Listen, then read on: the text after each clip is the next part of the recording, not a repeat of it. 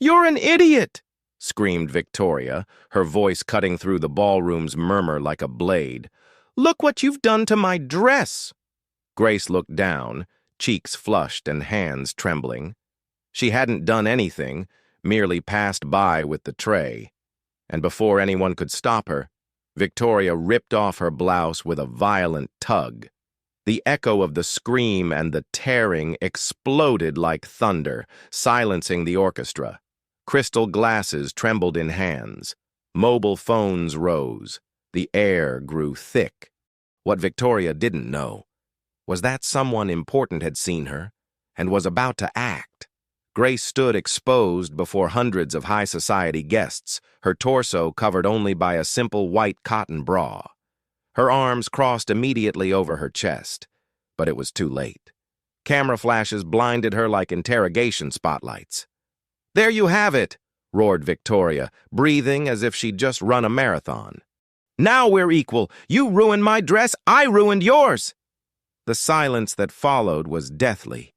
Grace trembled like a leaf in the wind, tears streaming down her cheeks as she desperately tried to cover herself. "Please," she whispered, but her voice was lost in the ballroom's vastness. Some guests looked away, ashamed. Others kept filming. Social media was already burning. That someone who had seen everything was Harrison Blackwood, the 37-year-old humanitarian millionaire, Victoria's partner, and the man who was about to break all the rules of power. If this story has already touched your heart in this first minute, subscribe to the channel. Here you'll find tales that heal, inspire, and make you believe in human goodness again. 6 hours before Grace's world crumbled, the morning had begun with that deceptive tranquility that only exists before storms. Harrison Blackwood adjusted his silver cufflinks while observing his reflection in his estate's dressing room mirror. He had that natural elegance that money cannot buy, the upright posture of someone who had worked for his achievements, the steady hands of someone who had built empires, and the serene eyes of someone who had learned that true wealth isn't counted in banknotes. His estate in the Cotswolds buzzed with activity. Decorators, musicians, waiters, and cleaning staff ran about preparing the charity gala he had organized to raise funds for vulnerable children. "Harrison, darling, have you seen the flowers in the main hall?" Victoria's voice cut through the air like the sound of heels on crystal. She entered the dressing room without knocking, as she always did, as if the world belonged to her by divine right. Victoria Sterling was beautiful in that way that intimidates and dazzles in equal measure. Daughter of the most powerful American fashion magnate, she had grown up amongst golden cotton wool and fulfilled whims. Her beauty was indisputable, but there was something in her gaze that reminded one of diamonds, brilliant but cold. "The flowers are perfect," Harrison replied without turning, concentrating on perfecting his tie knot. "I hope so. Very important people will come tonight. We cannot allow anything to go wrong." By anything, Harrison knew Victoria meant mainly anyone. For her, the service staff were part of the decor, useful but invisible. While they spoke on the upper floor in the estate's kitchen, Grace Miller passed a damp cloth over crystal glasses with the care of someone who knows that a single one could cost a week's wages. Grace was 28 years old with honey-colored eyes that seemed to guard deep secrets. Her work uniform was impeccable, ironed by herself in the small flat she shared with her grandmother Margaret, who suffered from Alzheimer's. Working at the Blackwoods wasn't just employment for her, it was a blessing disguised as routine. Unlike other employers she'd worked for, Harrison always greeted her by name, asked about her grandmother, and when he saw her carrying heavy things, he'd approach to help without being asked. "Good morning, Grace," he said that morning when he found her arranging flowers in the entrance hall. "How is Mrs. Margaret?" "Good morning, Mr. Blackwood." "My grandmother is well, thank you for asking," she replied with a shy but genuine smile. Harrison noticed her eyes were slightly swollen, as if she'd slept little. "Everything all right? You look tired." Grace hesitated a moment. She wasn't used to being asked about her well-being. "It's just, my grandmother had a bad night, Sometimes she gets confused and, well, I don't sleep much when she's like that. Harrison nodded with understanding. He knew Grace's grandmother had Alzheimer's, though she'd never complained or missed work because of it. If you need to leave early today, no problem. Tonight's event can be managed by the others. No, don't worry, I'll stay. Your event is very important. At that moment, Victoria's heels echoed on the entrance hall marble like gunshots. Harrison, why are you taking so long? Seeing Grace, her expression changed subtly, like a cloud covering the sun. You? The flowers are too close together. Spread them out more. Grace obeyed immediately, though the flowers were perfectly distributed. Victoria, the flowers are fine, Harrison intervened gently. I decide how things are in my house, Victoria replied, with a smile that didn't reach her eyes. Harrison didn't correct the "my house," but Grace noticed how he tightened his jaw slightly. The rest of the day passed in that subtle tension that floats in the air when important people are nervous. Victoria supervised every detail with military precision. For her, that night wasn't just a charity gala. It was an opportunity to shine, to prove she was the perfect partner for the city's most sought-after man. Grace worked in silence, moving through the house like an efficient shadow. She'd learned to be invisible when required, but her observant eyes missed nothing. She noticed how Victoria spoke to staff with dry orders and dismissive looks. She noticed how Harrison defended her subtly when Victoria's criticism went too far. At 6 that evening, when guests began arriving, the estate had transformed into a fairy tale palace. Golden lights bathed every corner, classical music floated in the air, and the aroma of fresh flowers mixed with expensive perfumes. Grace had changed to her formal uniform, black trousers and an impeccable white blouse. Her job was to serve welcome drinks and ensure everything flowed smoothly. From her position in the ballroom, she could see Harrison receiving guests with that natural elegance that so impressed her. He wore a dinner jacket that fitted perfectly, and when he smiled, his eyes crinkled at the corners. Victoria, beside him, was sophisticated beauty personified. Her black silk dress had crystals that shone like stars with each movement. She looked like a queen. But while serving drinks, Grace noticed something disturbing. Every time Harrison directed a kind word to female staff or personally thanked someone from the team, Victoria's eyes hardened. And when Harrison approached where Grace was to ask if she needed help with drinks, the look Victoria gave her was pure poison. "You needn't trouble yourself with such things," Victoria told Harrison, taking his arm. "The staff know their job." "I just wanted to ensure everything was all right," he replied, but let himself be led to other guests. Grace continued working, but a strange sensation pressed against her chest. She knew that look. She'd seen it before in powerful people who considered kindness towards those below a betrayal of their class.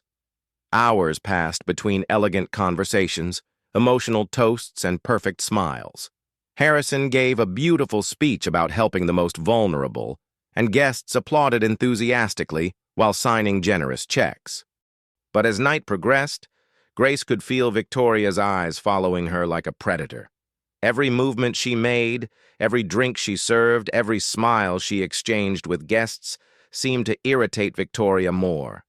It was as if she were waiting for an excuse, any excuse. And at 11:15, Grace gave it to her without meaning to. The gala had begun like a golden dream at 6 that evening. Harrison Blackwood's estate had transformed into the year's most exclusive event venue. Millionaires, celebrities, and political elite mingled between glasses of French champagne and expensive canapes. Grace Miller moved among guests like an efficient shadow. She'd been working 5 hours without rest, serving drinks and ensuring every detail was perfect.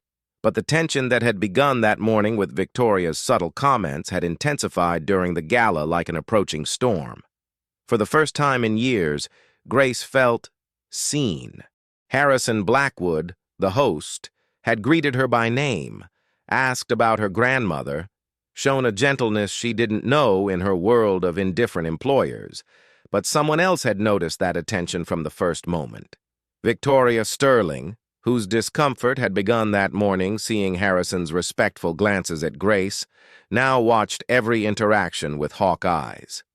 Every smile he gave the young woman, every "thank you" he said to her, every moment their gazes crossed during service was like a needle driving deeper into her wounded pride. "Why do you talk so much to that employee?" she'd asked Harrison 2 hours after the gala began. "I'm just being polite, Victoria. She's a good worker." "Too polite, if you ask me. And she's taking advantage." The tension that had been latent all day finally found its perfect fuel during the night. Victoria's friends, vipers dressed in silk, began sowing more poison in her ears. "That girl looks at you very particularly, darling. Did you notice how she dressed specially for tonight?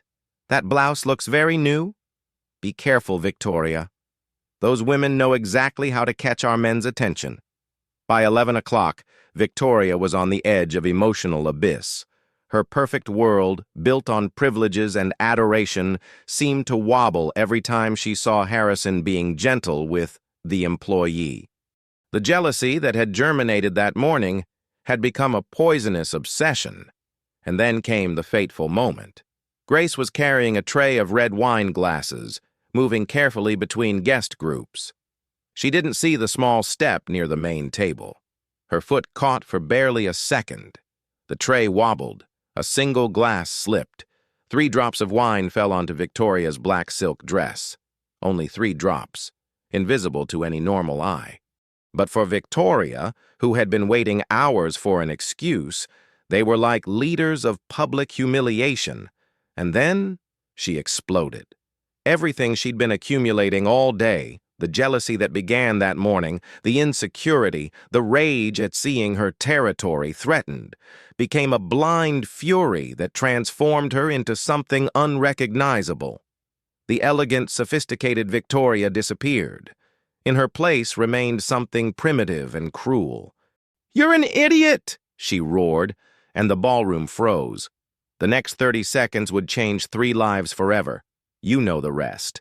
The scream that cut the air like a blade, the violent tearing of the blouse, the public humiliation, the mobile phones recording every second of horror. But what Victoria didn't calculate in her explosion of fury was that Harrison Blackwood was watching everything from his table. And what he saw that night wasn't just his girlfriend losing control. He saw her true character. The same character that had shown glimpses all day, now completely naked before hundreds of witnesses. And that was something he could never forgive. Time stopped in that marble ballroom.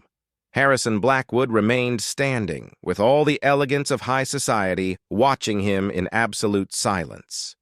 In his eyes was a determination few had seen before, the same that had led him to build an empire from scratch, but this time directed toward something far more important than money. His footsteps echoed on marble like sentences as he walked towards the small platform where the microphone he'd used for his welcome speech stood. Each person present followed his movement with the morbid fascination of witnessing a historic moment. He removed his dinner jacket with deliberate movements without hurry, as if he had all the time in the world. The expensive fabric slid down his arms as if it were the least important thing in the universe. "Ladies and gentlemen," his voice cut through the air like a sword amplified by the microphone, "I apologize for interrupting the evening in this manner." The silence was so absolute one could hear 200 hearts beating. He walked towards Grace with firm steps. She was still trembling, arms crossed over her chest, tears flowing silently down her cheeks like rivers of pain. When he approached, she looked up with a mixture of gratitude and terror in her eyes. With infinite gentleness, as if touching crystal, Harrison placed his jacket over Grace's shoulders. The fabric still retained his body warmth and subtle scent of expensive cologne. But for her it was like receiving a sacred mantle of restored dignity. "Easy," he whispered to her, quietly enough so only she could hear. "No one is going to hurt you again. I promise." Then he turned towards the microphone, but before speaking, his eyes met Victoria's. She was pale as the marble floor, finally understanding she'd crossed a line from which there was no return. "Tonight I organized this gala to speak about human dignity," Harrison began, his voice clear and firm as a bell. "I spoke about protecting the vulnerable, about building a fairer society. But beautiful words without actions are just elegant noise." The guests were hypnotized. Some continued filming, but now for a completely different reason. What you've just witnessed is exactly the opposite of everything this foundation represents. A working woman, who has come here with respect and dedication, was publicly humiliated over a minor accident. Her dignity was trampled as if she were nothing more than rubbish in the street. His voice rose, charged with righteous indignation that made crystal glasses tremble. "And this I cannot, will not, and will not allow. Not in my house, not in my name, and definitely not in the name of love." A murmur ran through the ballroom like a shockwave. Mobile phone cameras focused on Victoria, who seemed to have shrunk beneath her silk dress. "Therefore," Harrison continued, his voice resonating in every corner of the ballroom, "I want to announce publicly that my relationship with Victoria Sterling ends at this moment. I cannot be with someone whose heart is so small that she needs to humiliate others to feel big." The shock was immediate and electric. Mobile phones rose like a forest of lights. Guests began whispering among themselves like bees in a disturbed hive. Victoria, for the first time in her privileged life, was speechless. "Harrison, you can't," she tried to say, but her voice came out broken like shattered glass. "Yes, I can, and I just did," he replied without looking at her, with the firmness of someone who has made an irrevocable decision. "Security, please escort Miss Sterling to the exit." Two men in black suits approached Victoria discreetly. She looked at them as if unable to believe reality had become so cruel to her. "This cannot be happening!" she screamed, her voice rising until it became a shriek. "Harrison, you're making the biggest mistake of your life. That woman is nobody. I'm a Sterling." Harrison turned towards her with a look that could have frozen hell itself. "That woman," he said slowly, each word cutting through the air like a knife, "is worth more in her little finger than you in your entire existence. And it took me too long to realize something so obvious." The silence that followed was so profound one could hear a leaf fall from the ceiling. Victoria, her face distorted by humiliation and rage, tried to approach Harrison one last time, but the security men stopped her gently. "You're going to regret this for the rest of your life," she roared. Nobody humiliates a Sterling. I'm going to ruin you, both of you." But the security men were already escorting her towards the door. Her heels echoed on marble like the final chords of a symphony that had ended most disastrously. When the door closed behind her with a definitive sound, the ballroom was plunged into expectant silence. All eyes were on Harrison, waiting to see what he would do next. He turned towards Grace, who was still standing in the same place, now wrapped in his jacket like a protective cocoon. Her tears had changed nature. They were no longer from humiliation, but from something more complex: gratitude, relief, and an emotion she didn't know how to name. "Grace," he said softly, "are you all right?" She nodded, but tears continued flowing. "I want you to know," Harrison continued, addressing both her and the entire ballroom, "that what happened here tonight is unforgivable. And I want all present to know that Grace Miller isn't just another employee. She's an extraordinary woman who has sacrificed her own education to care for her sick grandmother. She's more noble than any of us in this ballroom." Applause began in some corner of the ballroom. Timid at first, like a spark, but growing until it became an ovation that made crystal glasses tremble and reached into the soul. Grace looked up, surprised. The same guests who moments before had been silent witnesses to her humiliation were now applauding her. Some had tears in their eyes. Humanity had found its way back. "This gala will continue," Harrison announced, "but with a renewed purpose. Tonight we won't just raise funds for vulnerable children. We'll also start a foundation to support women like Grace. Strong women who have had to postpone their dreams to care for their families. The applause intensified until it became a storm of approval. Harrison approached Grace and offered his arm with the gallantry of a fairy tale knight. "May I escort you to get changed? And afterwards, if you'd like, I'd very much like you to be my companion for the rest of the night." Grace looked at him with eyes that shone like stars in the darkest night. "Are you sure, Mr. Blackwood?" "Very sure. And please, from now on, call me Harrison." 3 days after the gala, Harrison couldn't get Grace out of his head.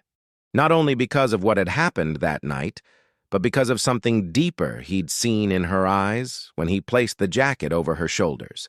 That morning, he found her in the estate's garden, pruning roses with a precision that spoke of scientific knowledge, not just basic instruction. "Good morning, Grace."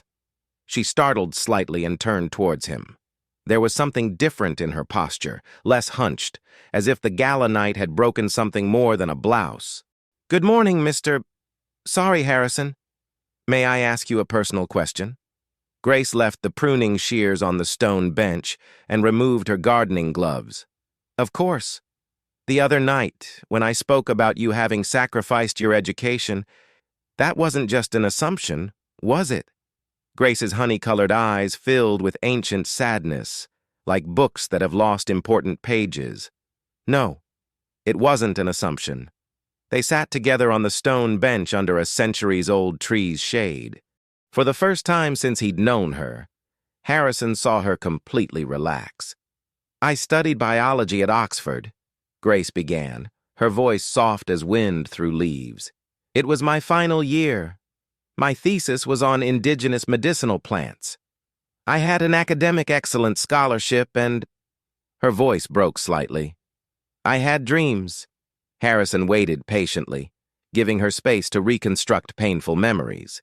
"When they diagnosed my grandmother with Alzheimer's, I was all she had. My parents died when I was a child, and she raised me alone, working day and night to give me education. I couldn't leave her in an institution. I couldn't pay for private care, so—" "You left everything." "I left everything," she confirmed, with a sad smile that broke the soul. "It was either that or watch her get lost alone, with no one to care for her with love. She sacrificed so much for me. It was my turn to sacrifice for her." Harrison felt tightness in his chest.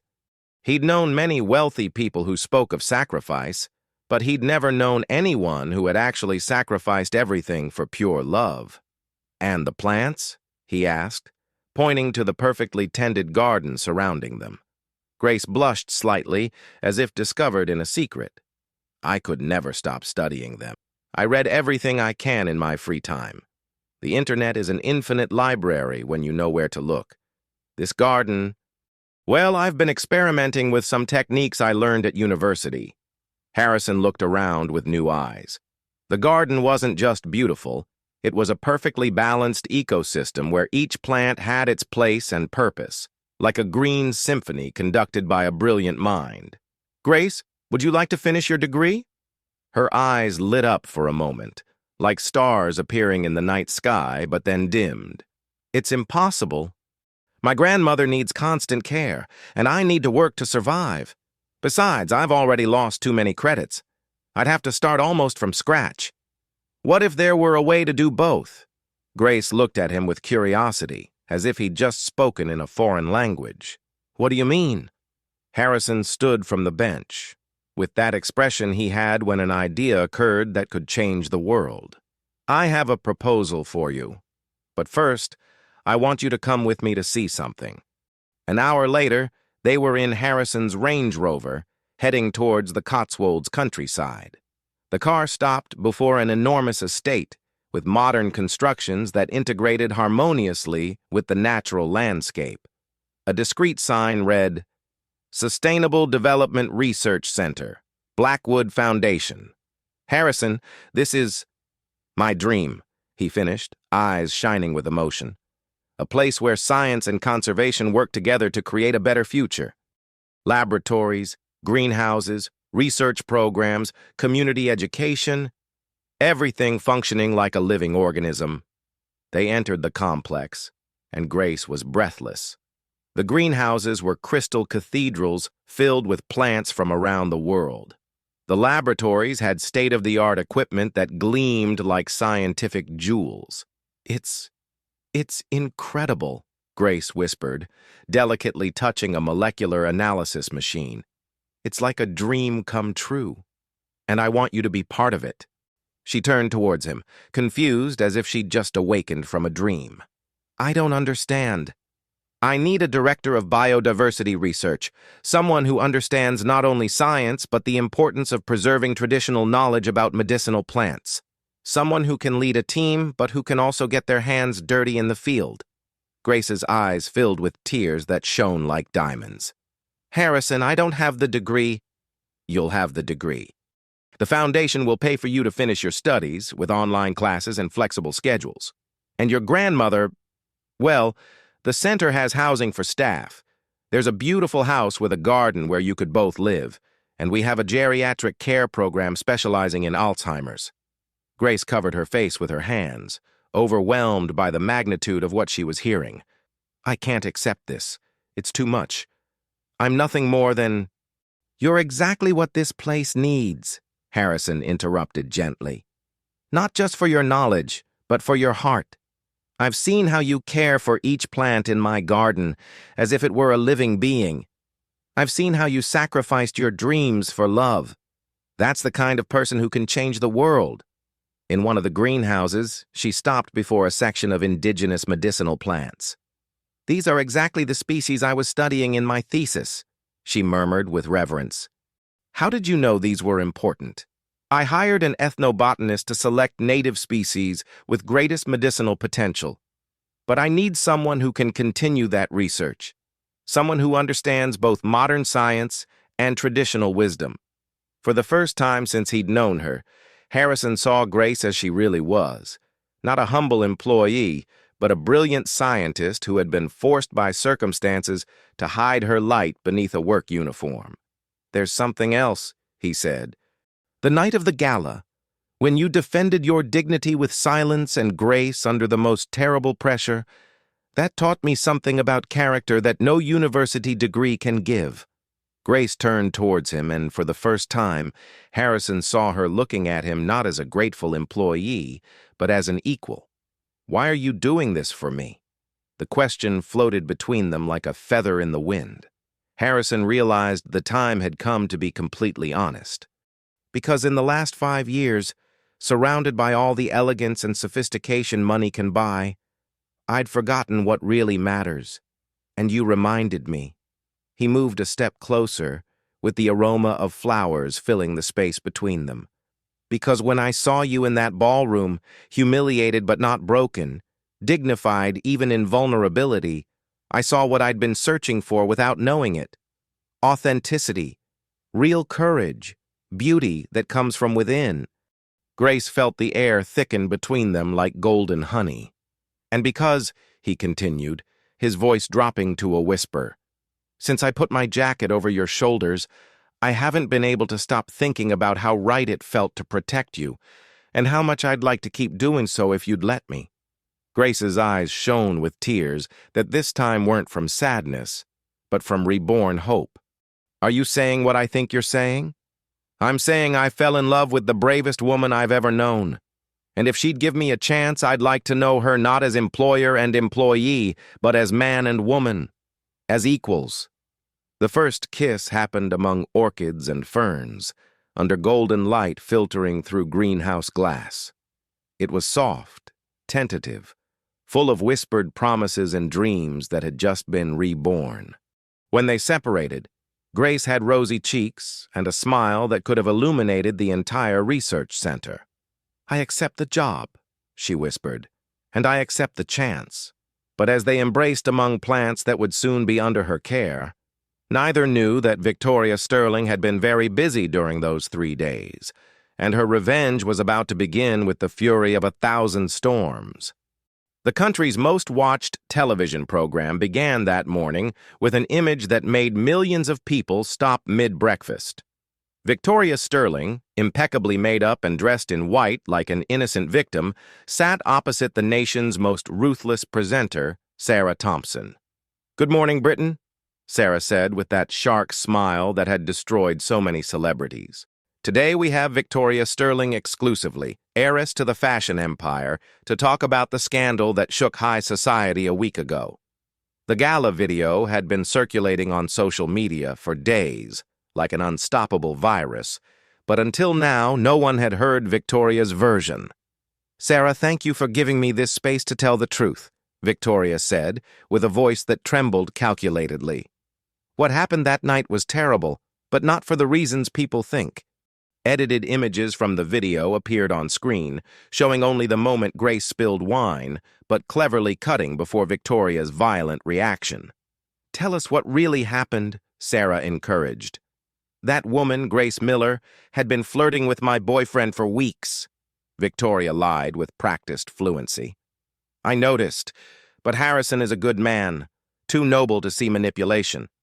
Photos appeared on screen that someone had secretly taken of Harrison talking to Grace in the garden, but from angles that made them look like intimate, clandestine conversations. That night, when she accidentally spilled wine on my dress, I knew it was intentional. It was her way of humiliating me publicly, of marking territory. And when I reacted, well, any woman in love would understand my pain. "But the video shows you tore her clothes."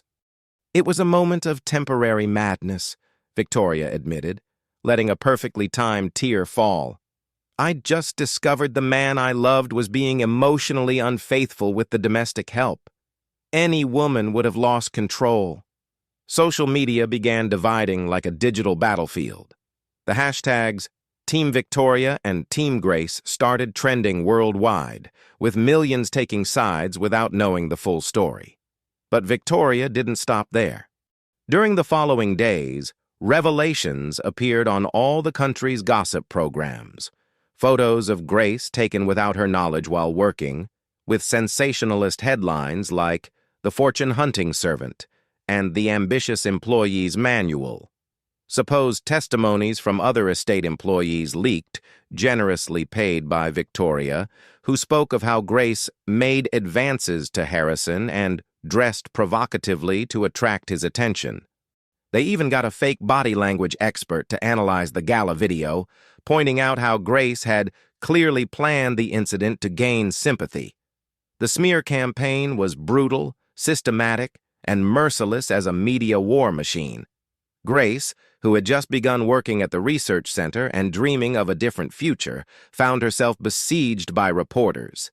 Her grandmother Margaret, confused by her illness, was distressed by the constant commotion. "I don't understand why she hates me so much," she told Harrison one night. "I didn't do anything to her. I just spilled some drops of wine." "Because you took something she believed belonged to her by divine right," he replied, taking her hand. "Not the money, not the status.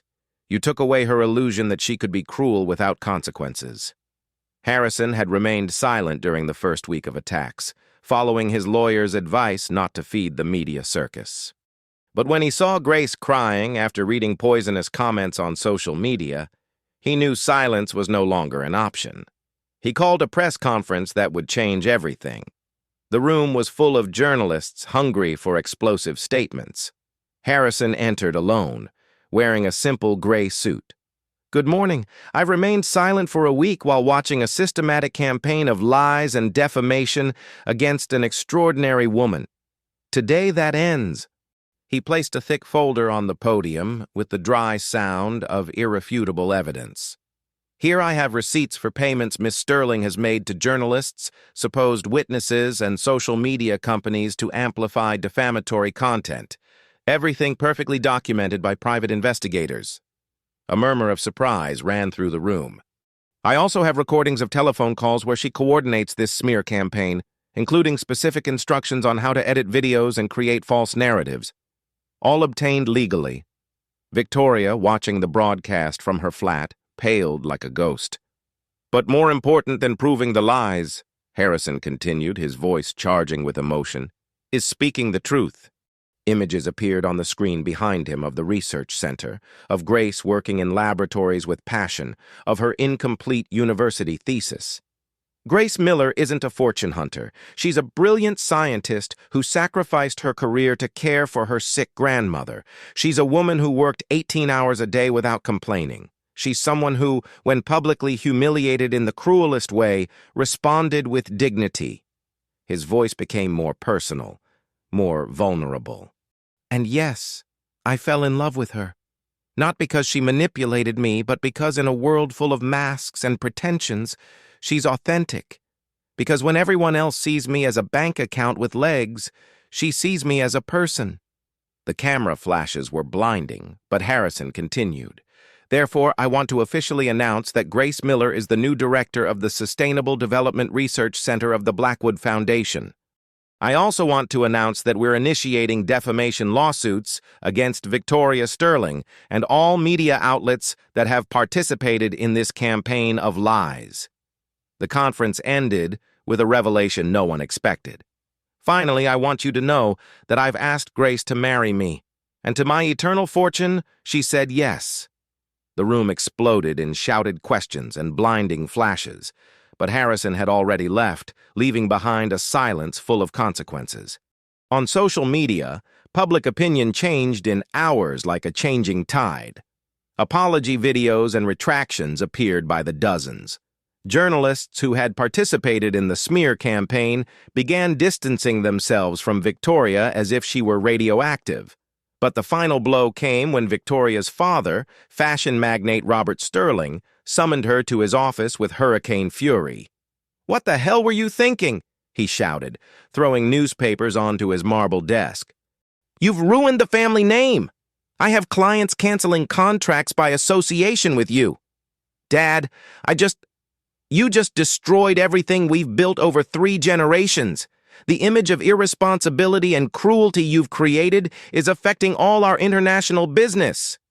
He placed an envelope in her hands with the coldness of a sentence.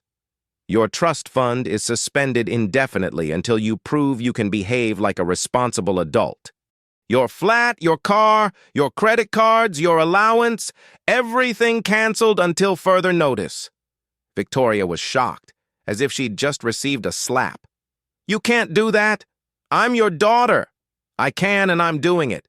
Until you see the real consequences of your actions, you won't learn anything about real life." A week later, Victoria was living on a friend's sofa, working for the first time in her life in a clothing boutique for minimum wage, watching how the world she thought belonged to her had completely forgotten her. Meanwhile, at the research center, Grace was in her new laboratory, with her engagement ring shining as she examined samples of medicinal plants that could change natural medicine forever. Justice, sometimes, has its own way of arriving, and when it arrives, it's complete. 3 years later, the afternoon sun filtered through laboratory windows when Grace looked up from her microscope. At the nearby table, her 2-year-old daughter, Margaret, played quietly with wooden blocks, while her great-grandmother, Mrs. Margaret, watched her with eyes that no longer remembered many things, but always lit up, seeing the little one. "Mummy, are you finished?" asked the child with that adorable impatience of 2-year-olds. "Almost, darling. Give me 5 more minutes." Grace smiled as she finished documenting her observations on the anti-inflammatory properties of a plant she'd discovered in nearby hills.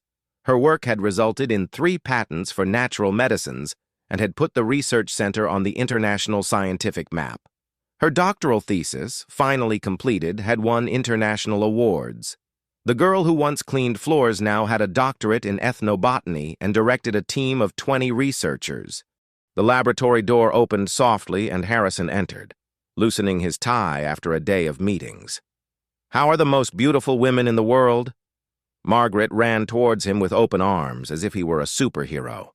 "Daddy, look what I built!" While Harrison crouched to admire his daughter's block tower, Grace felt that warm sensation that accompanied her every day for the past 3 years. Pure gratitude for a life that had exceeded all her dreams. "How was your day?" Harrison asked, approaching to give her a kiss that tasted of home. Extraordinary.